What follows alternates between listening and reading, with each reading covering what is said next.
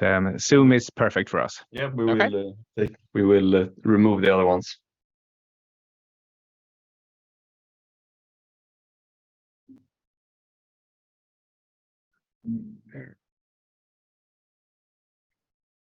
Yeah, and as you can tell, is this purely audio or is this video as well? It's only a audio podcast, and that's also the reason that we have these studio microphones that are not really made for podcasts. So they're not really made for podcasts. They're really made for singing in studios, and therefore we have these sound absorbers, and so we have to hide behind these things. That's funny.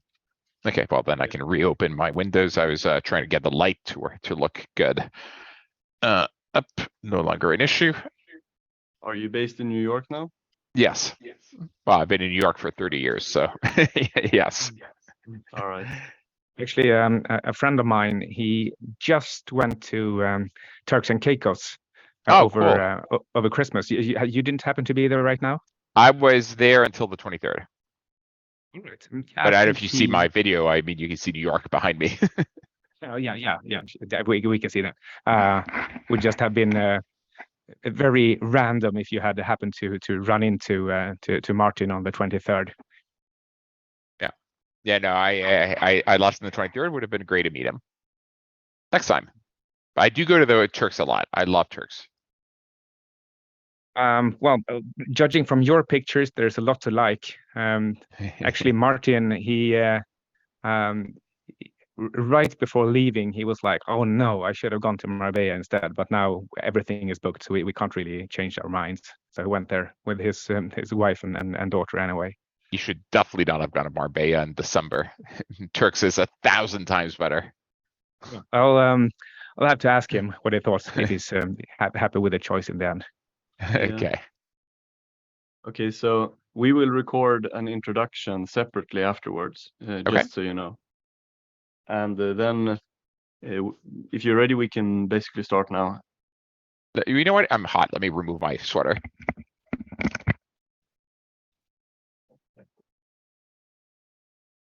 Jag börjar med den här intro så kommer det så. Ja. Okay. Ready. Okay. So Fabrice, you are a pretty interesting person for many different reasons, but I think partly because, first of all, you're an extreme specialist, first in creating online marketplaces and now in investing as an angel investor and many other things. But you're also something of a polymath with a broad range of interests and talents, coming up with and managing many different kinds of projects. So what I'm wondering is this something, this broad range of different projects, is it something that happened after you first gained your first specialization with online marketplaces, or is it something that's been like a consistent theme for you all your life? Well, thank you for the kind words. It's definitely, to answer your question, I've kind of always been a bit of a polymath. I was always driven by intellectual curiosity. As a kid, reading on every topic possible and imaginable, from history to the sciences to mathematics, economics, literature, etc. And it's something that has been part of my core identity throughout. When I went to Princeton, I literally studied everything and anything from the multivariable calculus to economic history to the Peloponnesian War and Russian literature. And that curiosity drives me to this day, which is why I have a tendency I read 50 to 100 books a year, and I know a lot about a lot of topics, at least enough to be dangerous. 50 to 100 books a year, that's very impressive considering all the different projects you're doing. It's my bedtime routine. I read like 30 minutes to 1 hour almost every night, right before bed. And when I am in places where there's less distraction, so if I'm in Turks and Caicos or Bubble Soak, which is part of my life setup, I read even more. So obviously in New York, given the insanity of the intellectual, social, professional life, it's harder to read too many books. But when I'm in Turks, I read like 2, 3, 4 books a week. I saw that you haven't put a lot of new books on your recommended list on the website this year, but you did put Stealing Fire there with the importance of flow and how to achieve flow. Could you just elaborate a little bit on that before Ludwig goes on with the more work-related questions? It's my entire life. I've come to appreciate flow states. So in fact, Stealing Fire articulates how you use flow states or can use flow states as a means of improving performance, which I think is a completely, I mean, it's not wrong, but it's not the reason I pursue flow states. I pursue flow states because they're enjoyable in their own right, and you feel amazing when you're in line with the universe and the universe's mission for you. And there are many ways to get there, whether it's mastery of a skill, whether it's meditation, whether it's through psychedelics or tantric sex or doing extreme activities. I'm about to head and walk to the South Pole. I'm going to Antarctica in January, and I'm walking to the South Pole. I think these things are absolutely worth pursuing. And you're right, I haven't written book reviews in 2022, but I have many books to recommend. My favorite books of 2022 are A Hero of Two Worlds, which is the biography of Lafayette, who's an extraordinary gentleman who basically played a meaningful role both in the French and American Revolution. And the other book is called Warrior King Magician Lover, which is a book on the modern masculine, if you want, from a tantric perspective, and it's really, really, really well written. But I also read a lot of sci-fi. My favorite book, frankly, of last year from a sci-fi perspective, I would still recommend. I suspect most readers or listeners of the podcast haven't read it yet. It's called Project Hail Mary.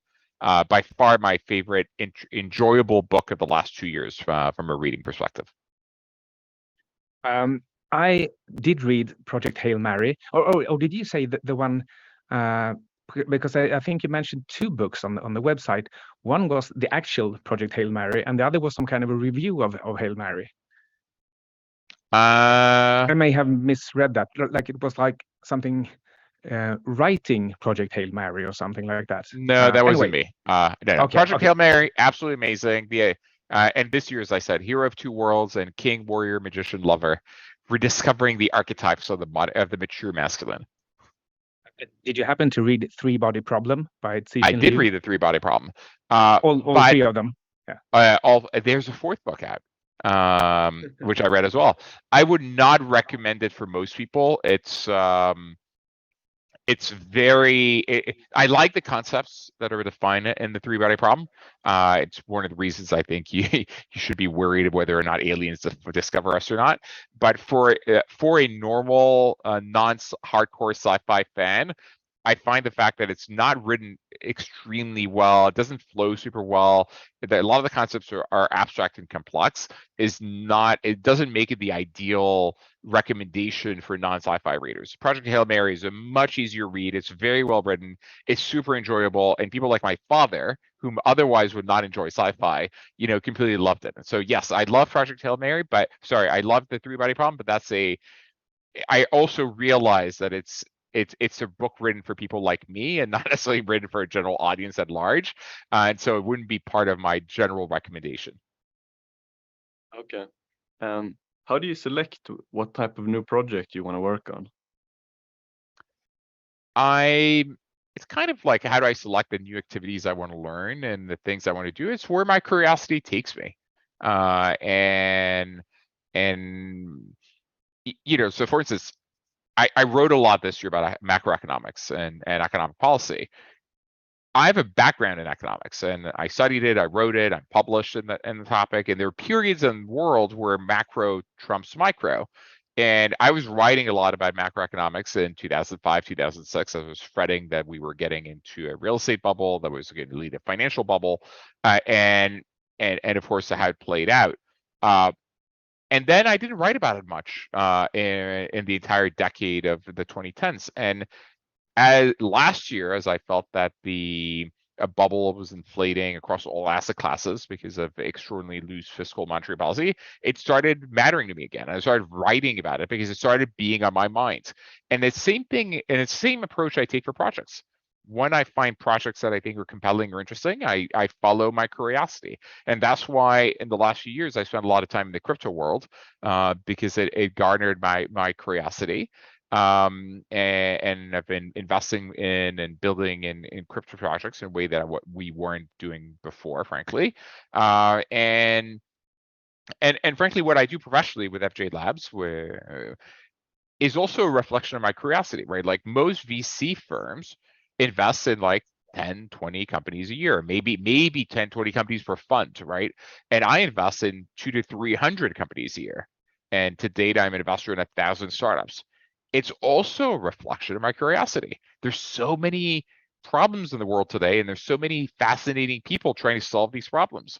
And I want to back them. I want to be in a position to help them, and I want to be aware of the problems, and I want to be part of the solution for finding the problems. And when people describe the problems of the 21st century, you have three big categories of problems. You have climate change, you have inequality of opportunity, you have the mental and physical well-being crisis. But these are just a category. Within climate change, you have carbon emissions, but within carbon emissions, you have the ones coming from manufacturing, which are different from the ones coming from agriculture, which are different from the ones coming from transportation. You have so many different subcomponents, which leads to so many different solutions for each of the subproblems. And so that was a long-winded way of saying I work in the things that interest me and that I find to be a combination, and those things are typically meaningful and difficult, and yet I find that there's something that I can do to move to the needle there. And yeah, that was a pretty long-winded way to answer that question. How or why do you think that your method works, that you don't run out of your or other people's money? Because it sounds like you let your intuition and your curiosity lead you. You kind of stoke your body machine with a lot of information, and you just trust that you will find good things. But investing in 1,000 startups, it would be pretty easy to go pretty wrong there.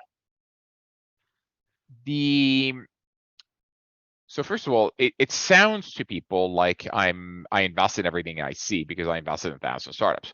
The reality is I'm extremely selective.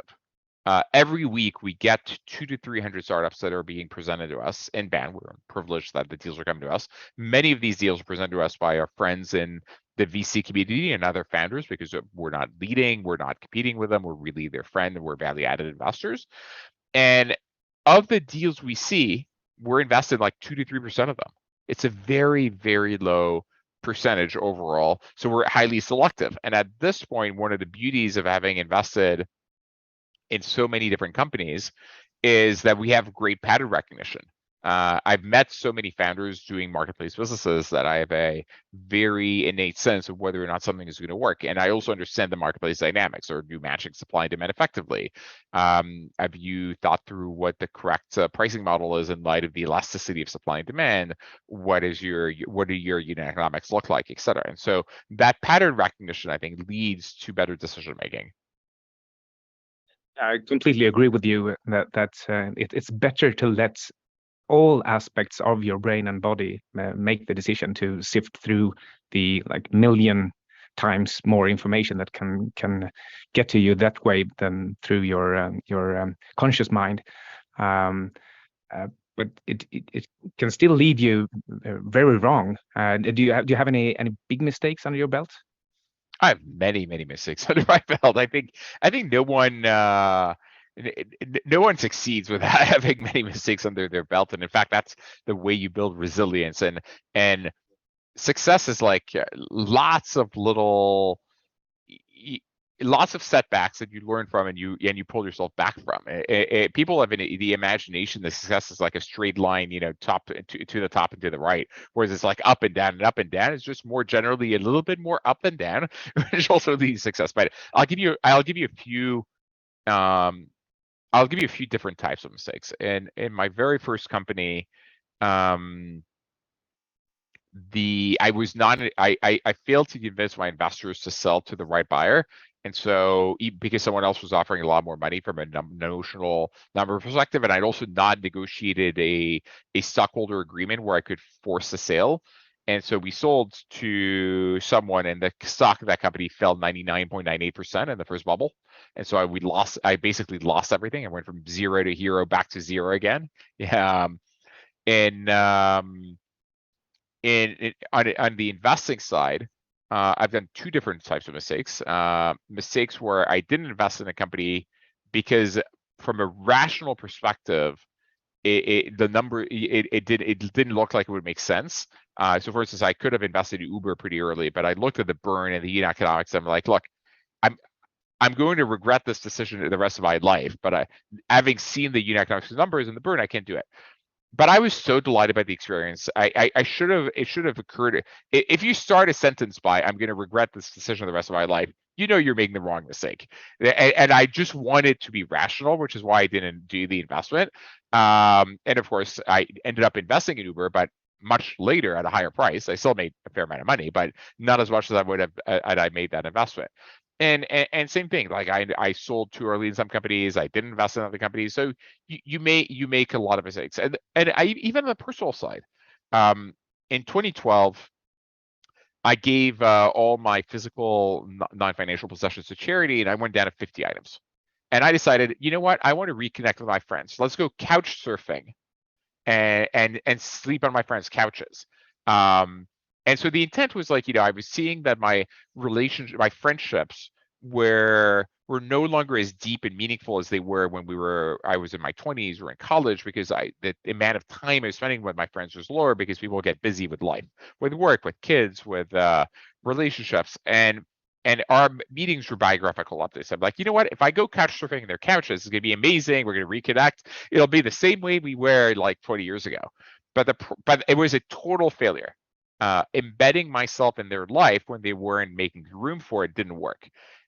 Ultimately, after many iterations, I realized that actually, no, inviting them to come hang with me during school vacation, where there were activities organized for their kids, and a place where they were separated from work and stress, where we could reconnect, was a much better solution. But I took many iterations to get there. Or likewise, I try to build a compound in the Dominican Republic where I try to bring founders and spiritual and artistic leaders together in order to just have a place to brainstorm and be present and create. And I thought the Dominican Republic made sense because it was close to the U.S. It was inexpensive. The northern part is very poor. I bought several hundred acres of land. I did not take into consideration the general geopolitical environment there, where the corruption, the crime, etc., basically made it not viable. And after like 7 years and millions invested, I'm like, you know what? This is not working. It's time to move on. But one of the things I now take seriously is if I try something really, really hard and it doesn't work, it's a sign that it's not right for me and it's not meant to be happening, and I go and move on. So I left the Dominican Republic, and I have a much smaller scale version of that project in Turks and Caicos, which is working really well. I no longer, I saw, I was couch surfing and then staying in Airbnbs and hotels for like 4 years or 5 years. But eventually found a hybrid model that works for me, where I own a place, which is a home where I can bring people together, but still own reasonably few assets, because I value experiences more than assets. And so ultimately, all these mistakes lead to the ultimate outcome. First of all, I just want to say I think your idea with the Dominican Republic, it's a really cool idea. And then I want to go back to you said that had you invested in 1,000 companies with FJ Labs this year? Oh, no, that's the total number of investments we've made historically to date. This year, I don't have the exact numbers, but it's probably going to be around 300 investments, including the follow-ons. Right. So with regard to the macro situation, do you think 2023 will be the next time to start deploying more cash? So first of all, I think the macro situation is going to be absolutely horrible in 23 and 24. In fact, way more horrible than people so people are pretty bearish right now, but I think the macro is going to be significantly more bearish So I think the consensus is wrong, but it's wrong in not being bearish enough. And there's 9 factors that are overplaying each other, that are each playing out. So first of all, you have interest rates that are going higher for longer than I think people expect, and this is one area where people have been wrong. The strong dollar is leading to a sovereign debt crisis in emerging markets, and you see places like Sri Lanka, they're already defaulted, but like Ghana and Pakistan are under pressure. You have the high gas prices that are likely to cause a recession in Germany. You have a euro crisis looming with like super high debt to GDP ratios in places like Italy, which are, and if anything happens there, it's going to be way worse than what happened with Greece a decade ago. You have a banking crisis in the horizon with people like Credit Suisse that are very weak. You have real estate prices that have been inflated by very low mortgage and interest rates for a long time, and now they're seeing big increases in interest rates. Where you're going to have a big decrease in real estate prices pretty much around the world. You have a continued conflict in Ukraine and Russia, which are keeping grain, gas, and oil prices high. You have China, which used to be a force for economic growth and deflation, which is no longer that. And if anything, as people are like disentangling their supply chains as a source of inflation. And now you have like structurally higher geopolitical risk with like 2 kind of clans emerging. On the one side, you have like the China, North Korea, Iran, Russia, and the other side you have the West writ large, plus Korea, Taiwan, etc. I mean South Korea, obviously, Japan. Any one of these could lead to a recession, and all these things kind of playing out simultaneously. I suspect we're headed for a very bad recession, and that's why most VCs have been pulling back. Most people have been not investing, but I actually think in these environments, it's the best time to be investing in early stage startups. So in 2022, we were already contrarian. Most people pulled back and stopped investing. The reason we went full steam ahead and invested in early stage startups is I actually think, so right now, first of all, the conditions for early stage startups as investors are amazing. Valuations are more reasonable. The founders are burn conscious. They're focused on unit economics. They're facing less competition. Customer acquisition costs are a lot lower. When they win, they're likely to win the entire category. And so even though the exit multiples would be lower, I suspect that we're going to do just as well. And if you look back in the 2010s, the best investments of the 2010s were made in 08, 09, 010, 011, or maybe all the way until 2013, 2014. And so that's like Uber, Airbnb, WhatsApp, Instagram, Slack, all those came out of the Great Recession of 07, 08. And the same way, I suspect the best investments of the 2020s will come out of the investments made in 22, 23, 24. So we are full steam ahead in investing in 23. That said, if I was a late stage investor, I would not be investing right now, right? Like I think there will be no IPOs. There's a massive overhang in crypto with Genesis and perhaps Binance and USDT, which means it's more likely to fall in the short term than go up, etc. So I'm very bearish macro and geopolitically, but I'm very bullish in terms of investing in early stage startups because ultimately, on average, recessions last 11 months for the last, since 1950. Even the longest one is like 2 years, and it ultimately history trumps macro, and the technological revolution is going to continue to a pace, is going to attack categories and sectors that haven't been touched by it yet. So we're going to start seeing the deflationary power of technology express itself in B2B, in public services, in healthcare, in education, the sectors that haven't been touched by it yet. And we're going to see better user experiences and lower prices. And so I'm extraordinarily bullish on the future of tech and the future of the world because of tech. That's really interesting. And first of all, do you think this specifically applies to angel investing, or do you also think it applies to listed stocks, public stocks? So I think this applies specifically to early stage investing. And so even VC investing at like this seed, pre-seed, seed A, and maybe early Bs, it applies. Anything afterwards, it doesn't apply. So right now, no, there's still more downside risk, I think, in a lot of public stocks than there's upside risk because interest rates can go up higher and longer than people expect because of the geopolitical situation as well, because of all the different overhangs in the economy. And I think we're not in a recession yet. We haven't had negative growth, and inflation is remaining reasonably high. So I would not right now, if I look at my personal wealth allocation, I'm 20% cash, 70% early stage tech startups, and 10% real estate, which is really consumption. I don't actually consider it to be an investment, and nothing else. No bonds, no public stocks, literally nothing else. I think everything else is poised to fall. Now, of course, I'm in a very good position that I've been a very successful early stage investor, and I have deal flow and I know how to get returns from it, which I realize that portfolio is not easy for other people to replicate, that barbell approach.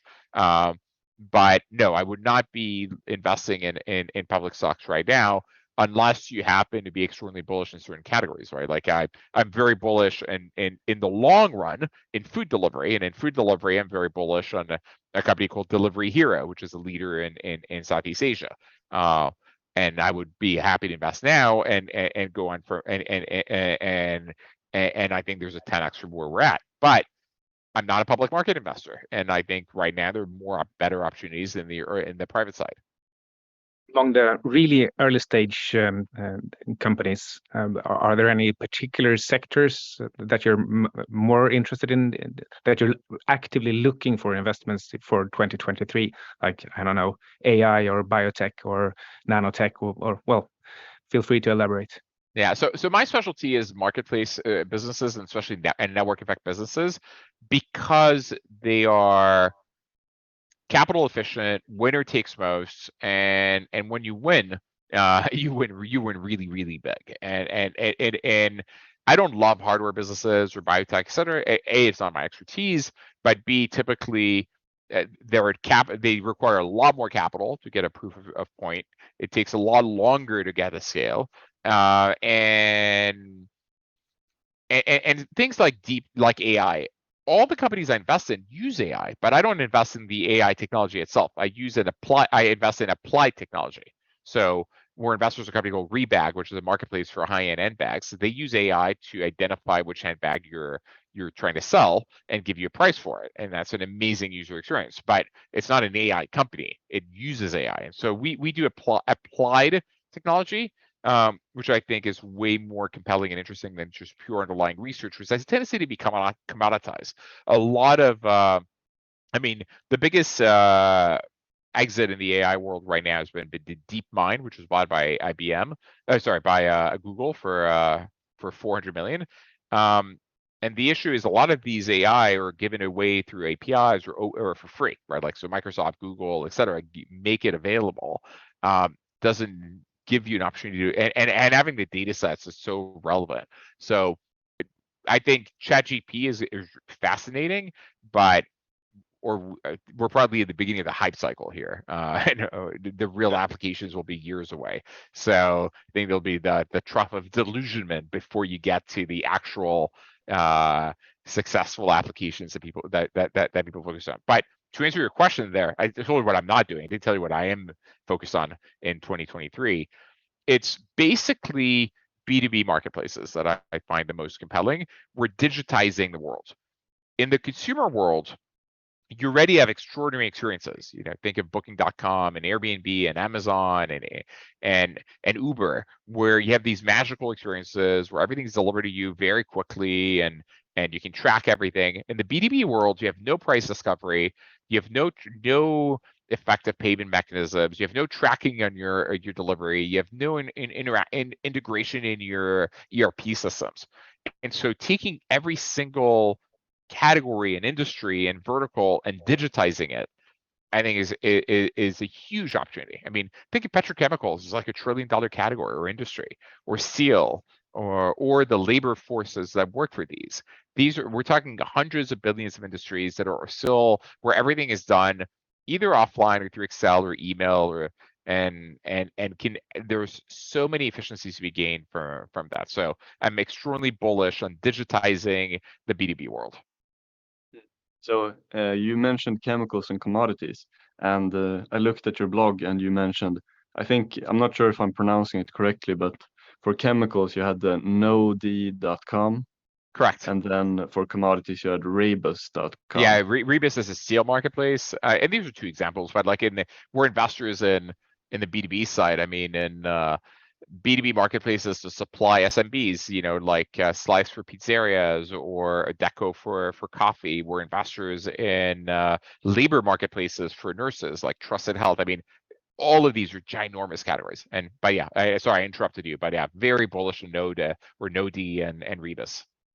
Yeah, I looked at them and also what you had written, and it seemed like incredibly good companies with very, very strong growth potential. Do you think they will be listed publicly later in a few years? I could see that. I mean, they're both large and growing very quickly, but there's many more than that. I mean, like I think the companies in the portfolio in the B2B world that are more likely to list in a few years when the macro turns, Flexport, which is a tech-enabled freight forwarder, which is huge and doing really well, or ShipBob, which is a last mile delivery company, also doing hundreds of millions of revenues and completely crushing it.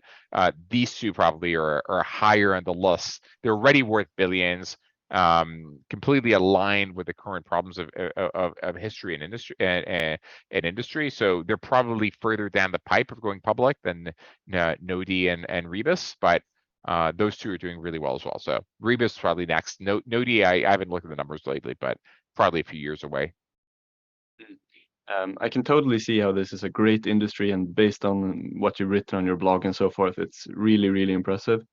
But I want to go back a little bit to the macro situation, where obviously you listed these 9 things that are really bad in the coming years. But if we take something like higher energy prices over the coming years, obviously that's going to be quite an inflationary force and bad for the overall global economy. But then if you kind of counteract that with a positive growth and deflationary force of technology over the next coming years, how do you see that playing out? Do you think that kind of the big mega trend of digitization and improving efficiency, for example, through these different companies that you're investing in, do you think that can kind of on the global scale outweigh the higher energy prices, for example? In the long run, absolutely, right? So in the short term, because of the geopolitical situation, we're seeing higher oil prices. But if anything, never let a good crisis go to waste, right? That the Churchill quote.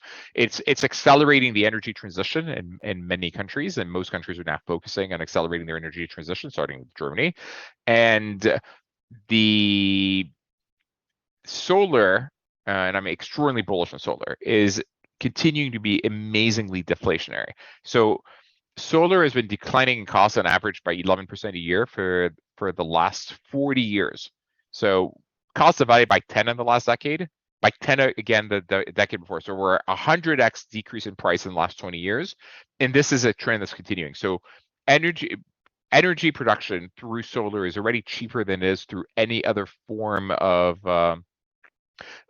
production. So it's cheaper than nuclear, than coal, than gas, than oil, you name it. The issue has been storage, because of course it's intermittent, it only works during the day, and battery prices were too high. But even when you add storage is also improving dramatically. Lithium-ion battery prices divided by 10 also in the last decade, and this trend is continuing. And at the current rate, there is a point in time in the coming decade where solar plus storage will be cheaper than all other forms of energy production. And it's highly deflationary. I mean, I suspect we're 20 years away from having energy that's too cheap to meter. And so I actually think, if anything, the short-term inflationary oil prices and gas prices that are high are accelerating the transition, which will lead us to renewables and especially solar. And there's also perhaps lucky, I don't know if lucky is the right word, but like exogenous events that could happen. Like maybe everyone heard about the ignition in the fusion reactor that created more energy than was put in. So it isn't quite correct in the way in the way they calculated it, in the sense that they didn't include the energy required to run the machine. But if we get a fusion breakthrough with commercial fusion, though I think if we're still 10-20 years away, that also changes the game dramatically. But extremely bullish on solar. and its ability to decrease energy prices, I really think we are going to have an energy transition away from greenhouse gas emissions, and we will have energy too cheap to meter in the next 20, 30 years. And so extremely bullish and optimistic on our ability to deal with the climate crisis. All right. So obviously we all know that since the COVID crisis happened, different kind of technology companies and internet-based companies got a huge boost from that in adoption worldwide. What kind of sectors do you think are going to be extra interesting just because of that improved adoption? So well, I'll answer in a counterintuitive way. So for instance, what got the biggest boost during COVID was food delivery, right? So food delivery, and frankly, e-commerce in general, were both, everything was being ordered online. You saw a massive explosion in quick commerce as well, where you had like the 10-minute deliveries, the Gorillas and Getir, or 15-minute deliveries that became relevant. But as COVID ended, and even though you had a step change in penetration decreased, all of them started shrinking. And also there was way too much competition. So there was a boom in COVID followed by a bust post-COVID. So right now, for instance, food delivery is actually in the doldrums. It's completely, if you look at public markets, food delivery stock prices are down like 90%. I mean, the rally is also true of fintech, of property tech, of automotive tech, like the companies like Carvana. Everything's down like 90%. But that said, over the long run, I actually continue to be extraordinarily bullish on. It doesn't make sense to me that the amount of time people spend like going to the supermarket, selecting food, preparing food, cooking food, etc. From when you include the opportunity cost of time, it's extraordinarily expensive. The problem with food delivery today, for instance, is that it's low quality food. It's like cheap Thai food and pizzas and burgers, etc. It's expensive because you include delivery costs. But imagine a world where 10 years in the future, all the food is made in dark kitchens and highly automated, such that the meal is prepped in like 3 minutes, where the delivery is done, whether by drone, if it's not in urban areas, or automated or autonomous vehicles in urban areas, and the marginal cost of delivery is low and the delivery is quick. I can imagine a world where over 50% of all the food is actually ordered online and an app, and you're going to have high quality, nutritious food that is going to be organic and healthy and a good price point, and frankly cheaper than you can make it yourself, not even including the opportunity cost of your time. And that's why I'm so bullish on the category, even though right now it's completely in the doldrums, right? Like if you look at public markets or private markets, so VCs will not touch food delivery or food stuff with a 100-foot pole. I actually think right now is actually the best time to start thinking about what comes next and how do you build the world that I just described. And in the world that you describe, where energy is too cheap to meter and you get all your food, I don't know, grown in vertical labs and delivered more or less for free, since energy is free, how do you lead an epic life, as you talked about when reviewing the book Green Lights? How do you lead an epic life from here on? You've already led an epic life, but well, the next 50 years. So in the world, so first of all, more people are leading epic lives today than they were leading in the past, because in the past we were on Maslow's hierarchy of needs, basically fighting for survival. People don't realize, like, if I take you back 200 years to 1822, global life expectancy was 29. Life expectancy was below 40 in every single country in the world. 90+% of the population was farmers living on less than $1 a day, and you would go hungry multiple times a year, and you were working 70, 80 hours a week in order to just survive. And now in the West, more and more people, we work less than 40 hours a week. We have vacations, and we have a quality of life unimaginable by the kings of yesteryear. We're extremely privileged. And because we have that extra time, not all of us, but some of us are in a position to actually pursue our interests that are non-professional. And if I go to this future I describe, and this is really the future I want to build. I want to build a world where we're ecologically sustainable, we have equality of opportunity, where everyone has their basic needs met, where so I'll take you if you world 100 years in the future. 100 years in the future, where basically you have a atomic level printer where you can just go to it and say, I need food or water or whatever, a computer, and most of your needs are met for free. And by the way, in that world, it's not the end of capitalism, because even though a lot of these things are given away for free or made for free, there's still some scarce resources, right? And by the way, it's capitalism that's going to get us there, because you need the incentive mechanism for people to go and build all this stuff. In this world, you still have like real estate that's going to be scarce resource, and people will start valuing other things. They'll want to be spaceship captains. They'll want to be singers and artists. So leading an epic life in that future world will be easier for more people, because their fundamental needs will be met. You'll have more free time. And with that extra free time, you're going to be able to pursue your passions, whatever those may be. And people, and we're going to have more writers, more artists, more athletes, and people doing things just because they want to, right? Like in the world of Star Trek: The Next Generation, people pursue things like being starship captains, not because they need to get paid for it, but because it's something that they find is interesting and meaningful, and exploring the universe is a worthy endeavor. And hopefully we get a position where we're in a position to do that. So I want more and more people. I want to build a world that is ecologically sustainable, where more and more people can actually pursue epic lives. Apart from the Star Trek reference, are there any other pop cultural references that you can make that you think more describes your kind of future? I'm thinking of either Eric Drexler with the coming era of nanotechnology, or Ray Kurzweil perhaps with his The Singularity Is Nearer, or maybe Diamond Age by Neil Stevenson. I think these might resonate. I've read all of these. I'm not sure the Singularity is that near. I suspect there's a level nearer of now. I hear it's nearer now. He's releasing an update. It's nearer. Yes, that's definitionally true. Every day that comes. I don't know. TBD when we get AGI ASI. I'm not sure anytime soon. Look, do I think something like ChatGPT could pass the Turing test very soon? Yes, probably might even do so already. I haven't looked. It doesn't mean you get AGI. It definitely doesn't mean you get ASI. No, the world I mean, I have a very clear vision of what it looks like. The actual question was, do you have any particular book? Yeah, no, or I'm trying film to think that... through, works of correct, works of fiction that are great representations of it.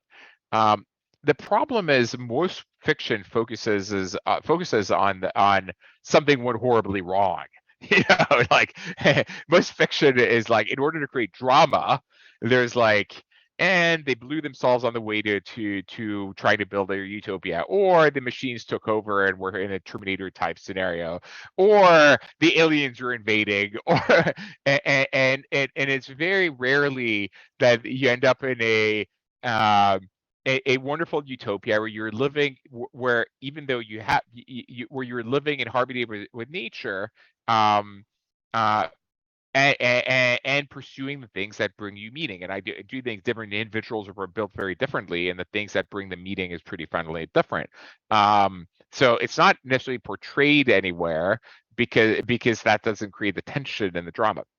And by the way, the path there is hard. And even in that world, there will be tension, right? Like, to the extent we have borders and countries and cultural differences, and different belief systems, so there will always be tension. So even that world, it's not as though we're never, it's like problems just change over time.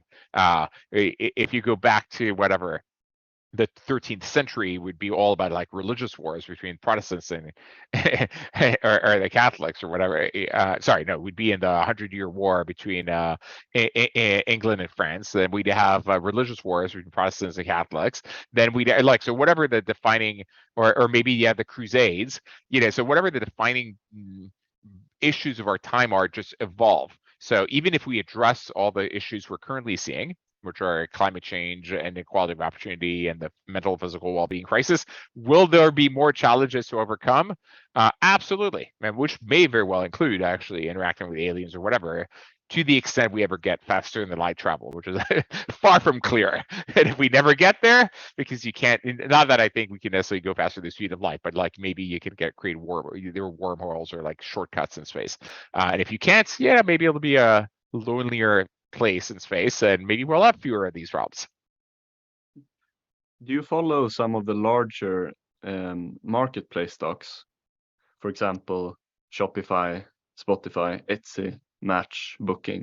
I do not actually. I don't follow public stocks. They don't really impact me. I guess they could be potential buyers for the companies I invest in, but no, I don't really follow public markets. I don't follow news either, by the way. Like I think news is negative and sensationalist entertainment that's like repetitive and it's a massive waste of your time, and it primes your brain to be full of like negative information.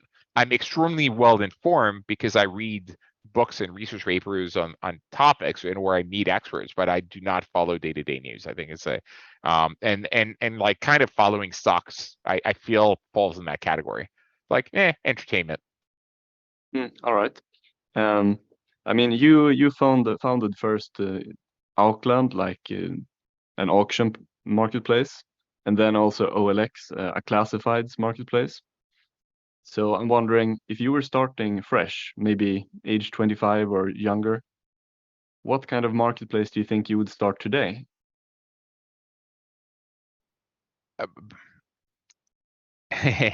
So I said earlier that the marketplaces that I'm focusing on right now are vertical B2B marketplaces, but actually they're hard for a 25-year-old to build because the people that are building them usually come from the industry.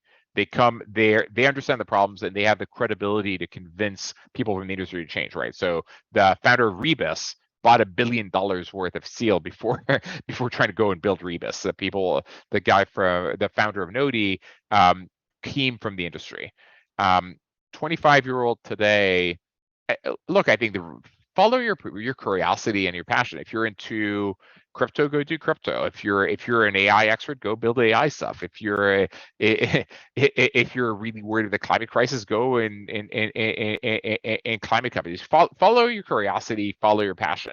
There's infinite opportunities, but look at where the problems are and how it intersects with your skill set and your interests, and go after that. But there are marketplaces. There's so many that are being built today. I mean, we're building a lot of crypto-enabled marketplaces that are using crypto dynamics as an alternative for customer acquisition costs right now. These are really interesting, and we're continuing to verticalize marketplaces. So yeah, we're at very early stages. And by the way, I don't think marketplaces are the end-all be-all. People do need to be building the fundamental building blocks of tech that we use in the marketplaces we build. And so if you're into biotech, do biotech, right? Like my personal curiosity takes me into looking at longevity. I do look at the physics of fusion for fun. Now I don't invest in it.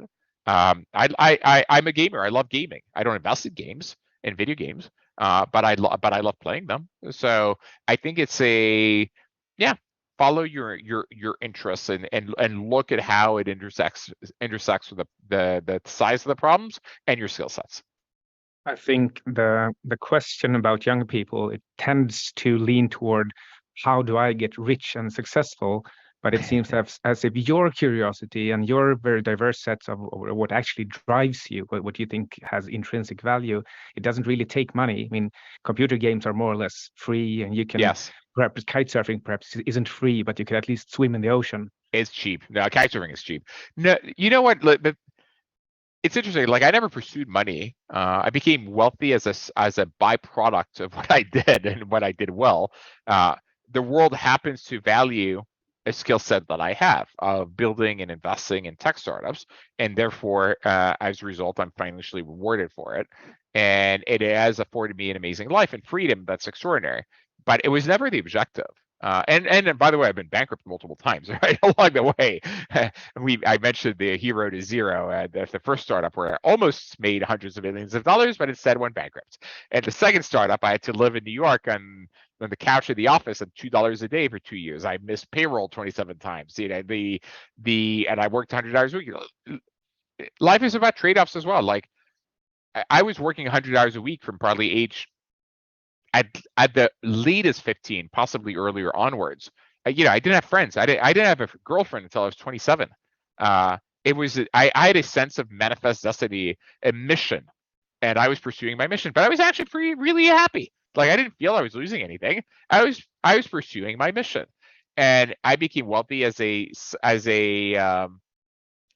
consequence or as a byproduct of what I was doing on a daily basis.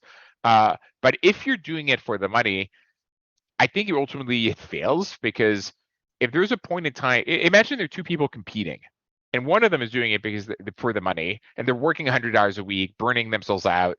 They have their wife and kids at home yelling at them for not being there, and the other guy is doing it because they love what they're doing. The person who's love what they're doing, they're going to win every time. And so do the things you love, and obviously try to find things that are monetizable, right? So I would not recommend you go and major in art history, even though you may love a art history, because I think it makes it harder for you to earn funds. So think through what your interests are and how you can actually find ways to monetize it. That said, what I love about the world of the 21st century is there are more and more ways to monetize your passion.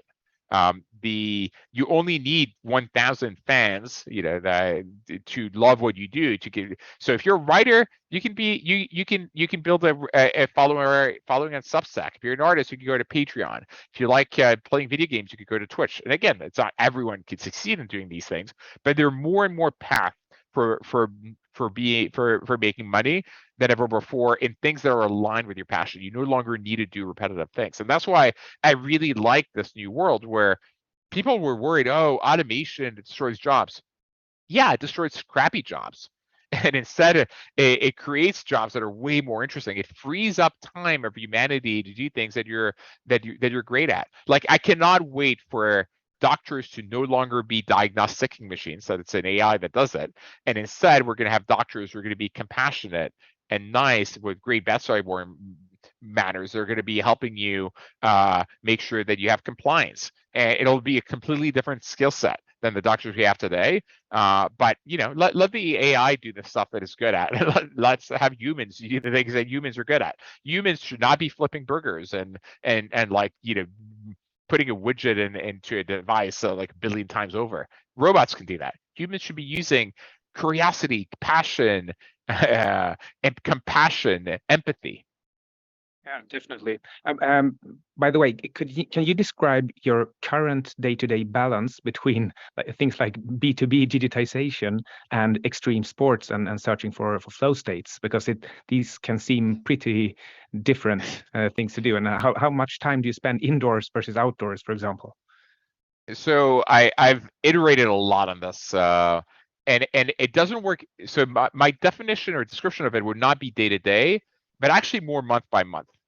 So I find that there are places I need balance in life, absolutely, but that I don't need that balance every day.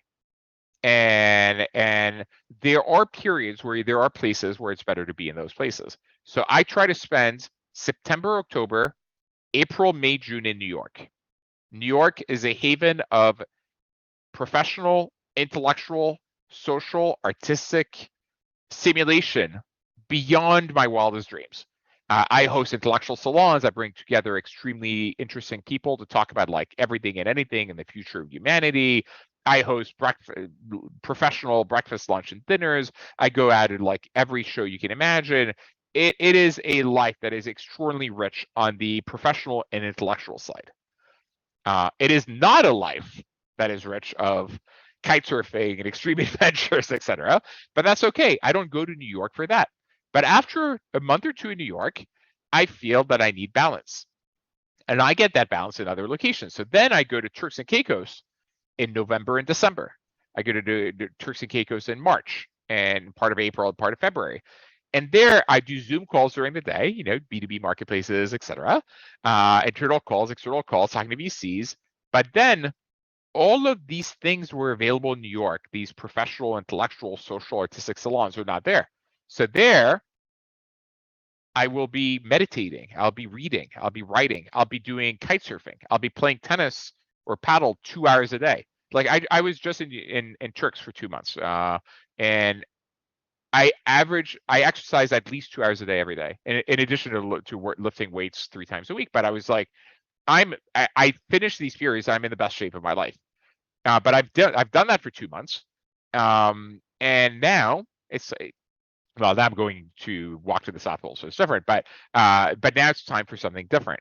In the winter, I go heli skiing in Revelstoke in January and February, which I absolutely love. I typically try to add a new exotic trip every year. This year, of course, I'm walking to the South Pole, but I've crossed Costa Rica on bibicycle from the Atlantic to the Pacific. I've done survival training in the jungles of Guyana. I've walked with the Maasai warriors during the animal migration in Tanzania. So I do one of these every year.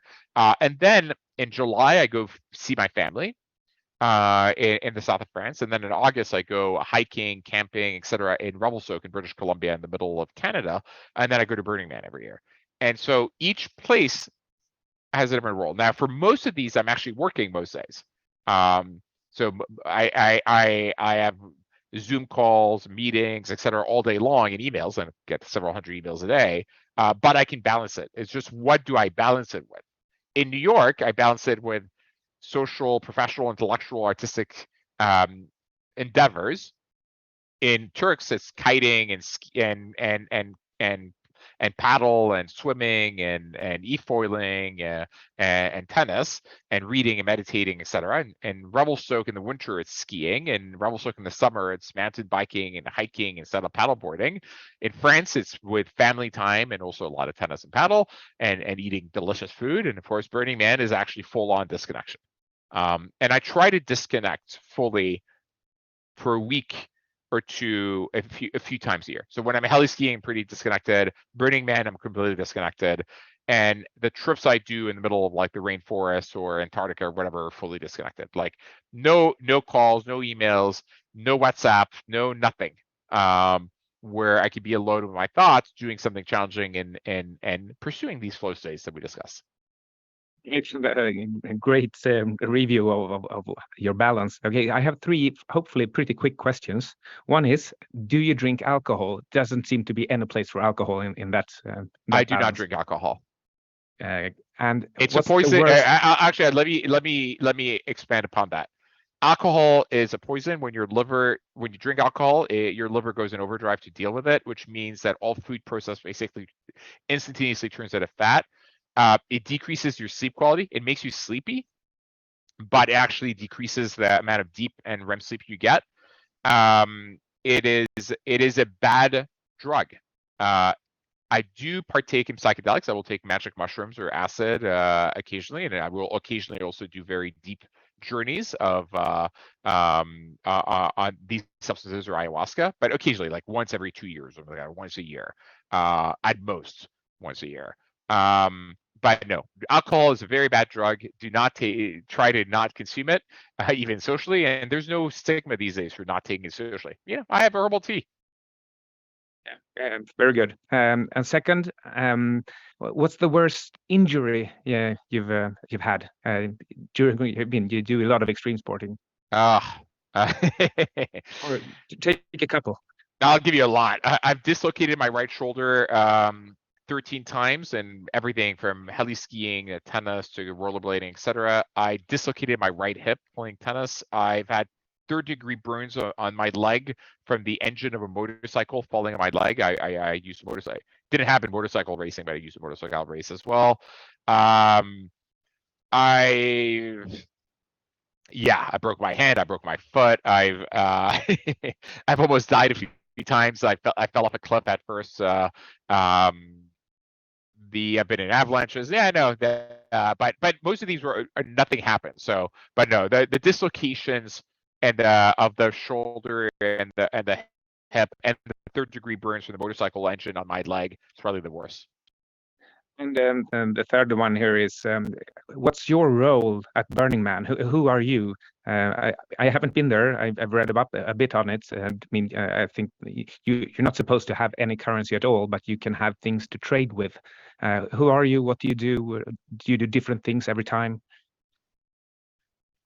So it depends. Like this last Burning Man, I was actually showing my brother what was like, and we'll be spending time with him. And he doesn't take supplements or psychedelics, so it was a completely sober one.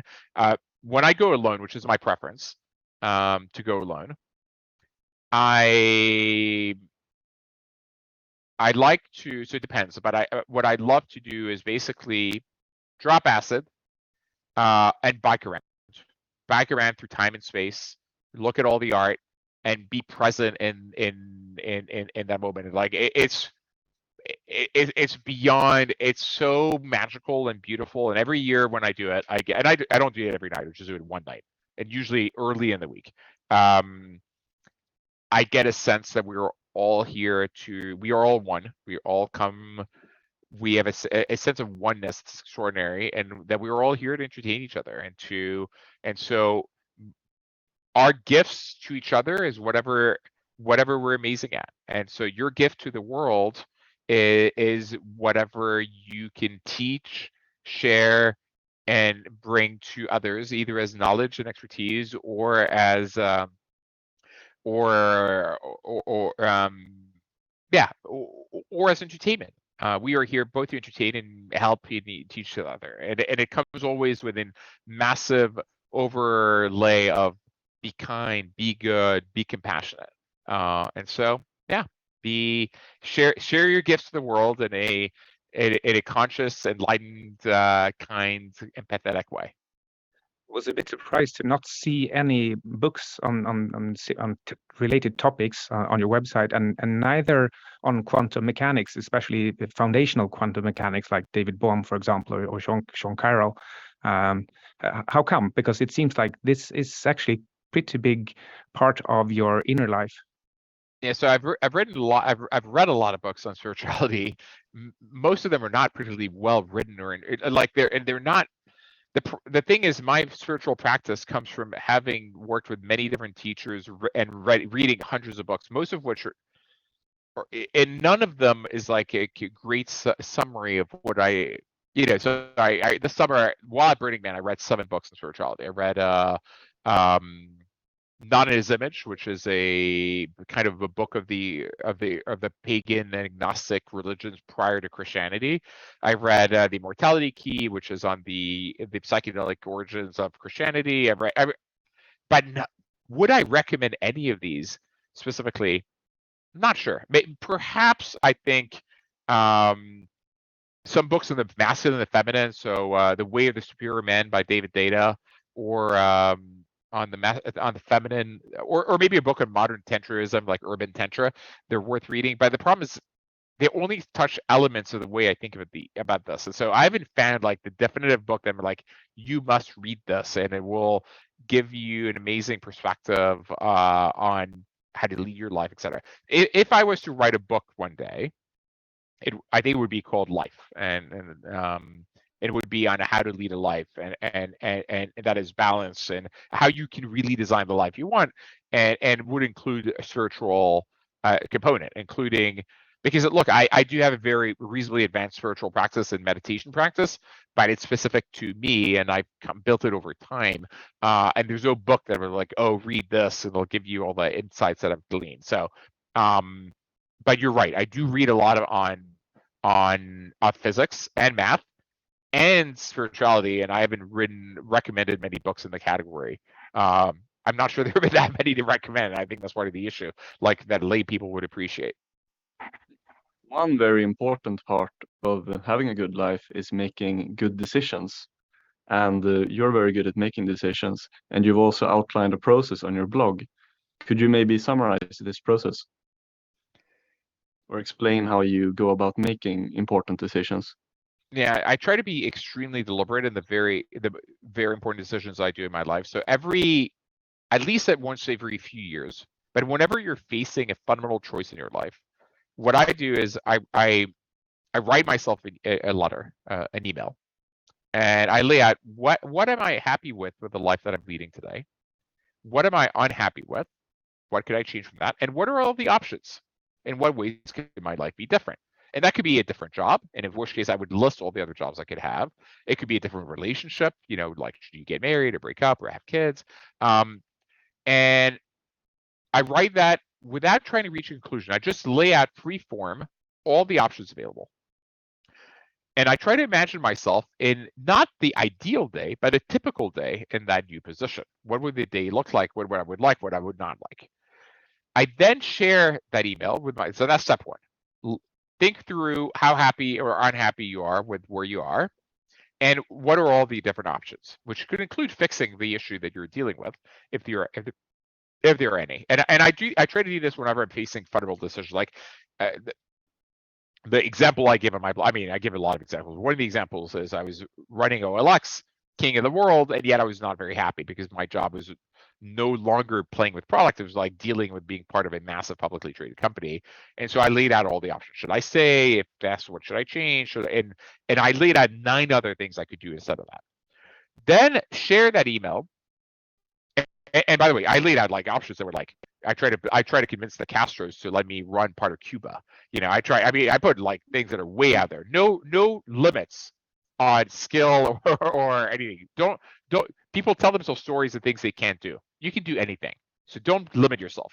Put everything out there. I wrote like, be a public intellectual, buy Craigslist, whatever. So number 2, share that email with close friends and advisors, and tell them to read this and give you their opinion in 2 different ways. One way is if it was them, what would they do? And 2, them knowing you, because of course you are not them, knowing you, what would they do if they were you? And because usually you get a very different answer based on the 2 questions. And you have a bunch of interactions. Then step number 3, try a lot of these things. Because life is iterative, and usually you can actually throw. And think of the way the entrepreneurs work. Founders throw spaghetti in the wall, and they see what sticks. And we test everything with the business model, even like the color of the site or the button. Does they sell or list for free or sell for free? We A/B test everything. People don't do enough of that in their life. They should try more things to see what's right for them. Which leads me to point number 4, or step number 4: assess. What worked, what didn't work, and then iterate.